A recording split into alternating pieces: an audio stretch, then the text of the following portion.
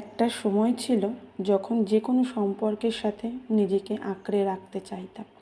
নিজের সবটুকু দিয়ে সম্পর্কটা টিকিয়ে রাখতাম। যত্নবান ছিলাম খুব, কিন্তু দিন শেষে সেই আঁকড়ে ধরা সম্পর্কগুলো থেকে সবচেয়ে বেশি দুঃখ পেয়েছি। আমার জীবনেও প্রেম এসেছিল, যাকে নিজের থেকেও বেশি ভালোবেসেছিলাম। নিজের সবটুকু দিয়ে তাকে আঁকড়ে রেখেছিলাম, খুব সোহাগে আদরে। নিজের অস্তিত্ব ভুলে তাকেই নিজের অস্তিত্ব বানিয়ে নিয়েছিলাম, যার জন্য দিন শেষে নিজেকে আর খুঁজে পাইনি। এতে করে তার চলে যাওয়াতে আমি কষ্ট পেয়েছিলাম।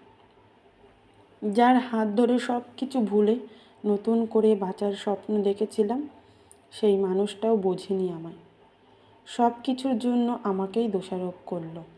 নিজেকে মানিয়ে নিতে না পারায় টিকল না সেও সম্পর্ক শেষ পর্যন্ত। একসময় আমার অনেক বন্ধু ছিল, নিজের ভালোর কথা চিন্তা না করে ওদের ভালো রাখতে ব্যস্ত ছিলাম।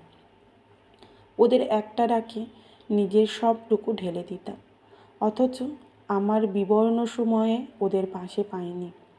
খেয়াল করলাম আমি ওদের প্রয়োজনের পাত্রই ছিলাম কেবল, প্রিয়জন আর হতে পারিনি।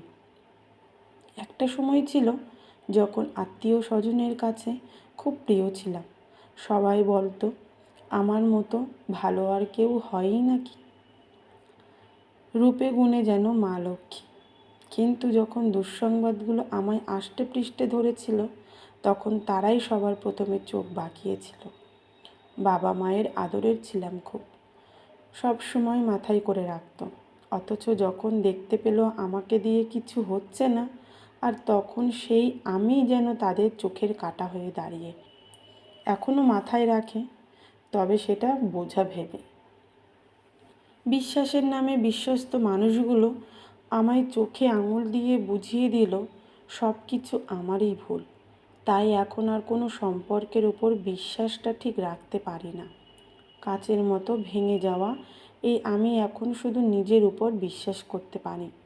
কেউ ভালো করতে চাইলে এখন আর বিশ্বাস হয় না, বরং তার দিকে মুচকি হেসে আমি ভালো আছি বলে পাশ কাটিয়ে যাই।